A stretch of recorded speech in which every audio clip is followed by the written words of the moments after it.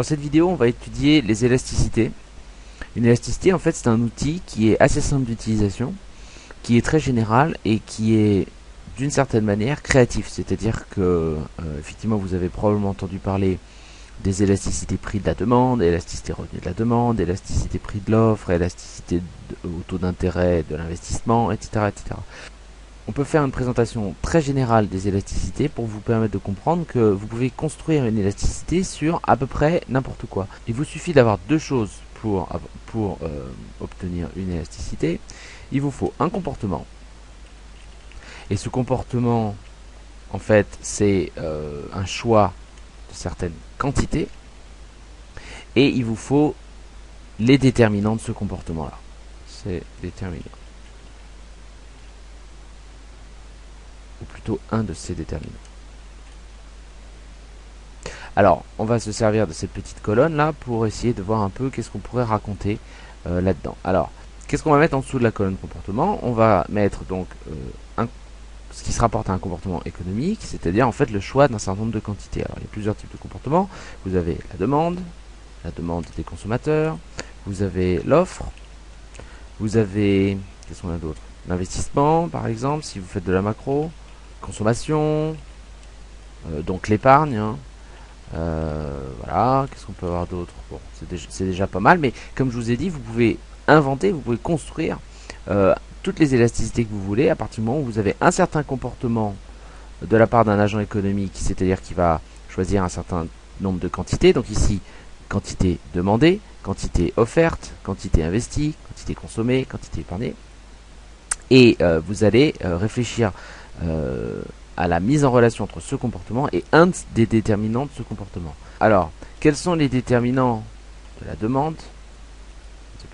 Alors, les déterminants de la demande, c'est le revenu, les prix, le prix des biens. Bon, je vais mettre etc. Vous en avez plusieurs. Vous avez le revenu, le prix du bien, le prix des autres biens, les préférences, etc. Et donc à chaque fois, vous pourrez calculer une élasticité. L'offre, vous avez quoi comme déterminant de l'offre? Le prix du bien, la technologie. Si on prend l'investissement, quels sont les déterminants de l'investissement? Le taux d'intérêt. La consommation dépend de quoi? Ça dépend des théories, mais dépend du revenu, dépend de l'intérêt, encore une fois. L'épargne dépend de quoi? Dépend du revenu, de l'intérêt, hein, c'est l'inverse. C'est ce qui reste une fois le revenu consommé. Donc forcément l'épargne dépend des mêmes paramètres que la consommation. L'intérêt, ça n'existe pas. L'intérêt, voilà. Donc vous voyez, ça c'est une liste qui n'est pas exhaustive de déterminants qui se rapportent à chacun de ces comportements. Et donc vous voyez que vous pouvez calculer un certain nombre d'élasticités si vous mélangez, si vous mettez en relation à chaque fois le comportement et le déterminant. Par exemple, l'élasticité prix de la demande. Normal, on a un des déterminants de la demande, c'est le prix.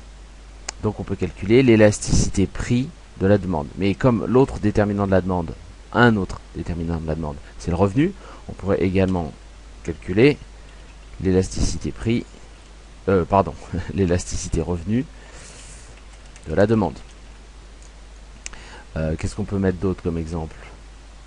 On a l'offre. L'offre dépend du prix du bien. Donc on peut calculer l'élasticité prix de l'offre.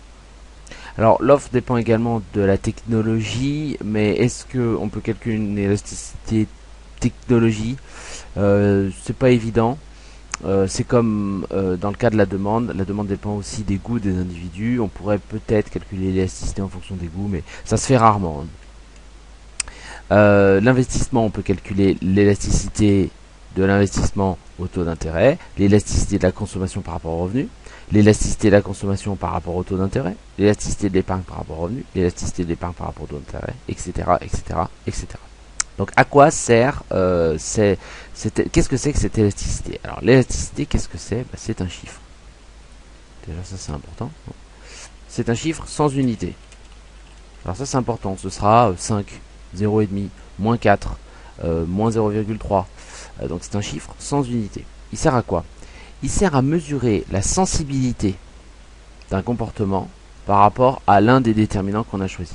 Donc, dans le cas de l'élasticité prix de la demande, ça veut dire que je cherche à mesurer la sensibilité de la demande par rapport au prix. Donc, qu'est-ce qui se passe si le prix augmente un petit peu ou baisse un petit peu? Quelle va être la réaction sur les quantités, donc sur le comportement, sur les quantités demandées? Si je prends le cas de l'élasticité revenu de la demande, eh bien, si je modifie le revenu d'un certain pourcentage, d'une certaine quantité, quelle va être la réaction des individus quand ils vont voir leur revenu varier? Par exemple, imaginez une hausse de revenus. Quelle va être la réaction des individus quand ils vont voir leur revenu augmenter? Donc, quelle va être la réaction en termes de quantité demandée? Est-ce qu'ils vont demander plus quand leur revenu augmente, ou est-ce qu'ils vont demander moins quand leur revenu augmente? Donc, cette élasticité, c'est un chiffre qui va me donner une mesure de la sensibilité. Mesure la sensibilité du comportement par rapport à un de ces déterminants. C'est un chiffre qui nous permet, pour mieux le comprendre, hein, pour continuer à approfondir, il nous permet d'écrire la phrase suivante. Et ça, c'est une phrase qu'il faut bien maîtriser, bien connaître par cœur. Quand le déterminant augmente de 1%, le comportement varie de, et là vous mettez l'élasticité, on va l'appeler petit, on va l'appeler petit e. Alors ça peut vous paraître un peu bizarre, mais on va faire une application qui sera plutôt claire. Mais là je vous mets le cas général. Ça c'est la phrase générale que vous pouvez utiliser en permanence. Donc revenons à notre tableau, imaginons l'élasticité prix, choisissons le prix ici, choisissons la demande. Donc si j'ai choisi le prix et la demande, je peux calculer l'élasticité prix de la demande, c'est-à-dire la sensibilité des comportements de demande, des quantités demandées par rapport à une variation de prix. Donc cette élasticité-là, elle va me permettre d'écrire la phrase suivante quand, là ça va être le prix du bien augmente de 1%, le comportement, ici, ça va être les quantités demandées,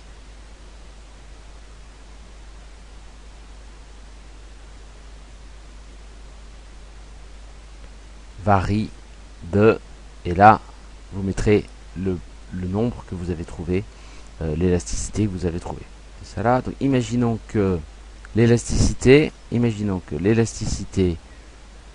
de la demande au prix, on va l'écrire comme ça, soit égale à, on va dire, soit égal à moins 5. Donc, ce chiffre-là, il s'interprète comment? Il s'interprète en faisant la phrase suivante, on va l'écrire là, quand le prix augmente de 1%, les quantités demandées, alors là il y a un moins, donc diminue, parce qu'il y a un moins, de 5, là on met le chiffre, %. Vous voyez qu'on a la même structure de phrase, hein. Quand le déterminant ici c'est le prix, augmente de 1%, le comportement, ici le comportement, on a choisi la demande, donc les quantités demandées, varie, ici elle diminue parce qu'il y a un moins, et là on met l'élasticité de 5%. Si on avait voulu faire exactement cette phrase sans dire diminuer mais varier, on aurait pu dire quand le prix augmente de 1%, les quantités demandées varient de moins 5%. Ce qui veut dire qu'elle diminue de 5%. On va en choisir une autre. On va choisir par exemple l'offre. On va prendre l'offre. On va prendre l'offre en fonction du prix du bien. Donc ça va être quoi? Ça va être l'élasticité prix de l'offre. Donc imaginez que l'élasticité prix de l'offre ce soit égal à, alors attendez, on va l'écrire là. Imaginons que l'élasticité prix, on va écrire l'élasticité de l'offre par rapport au prix soit égale à, alors l'offre en général elle est positive, donc soit égale à 15. Ça veut dire qu'on peut faire une phrase hein, sur la même structure qui nous dit quand le prix du bien augmente de, augmente de 1%, les quantités, parce que c'est le comportement, hein, donc le comportement c'est quoi? C'est les quantités offertes. Alors là c'est positif, varie de 15%, de plus 15%, donc augmente de 15%.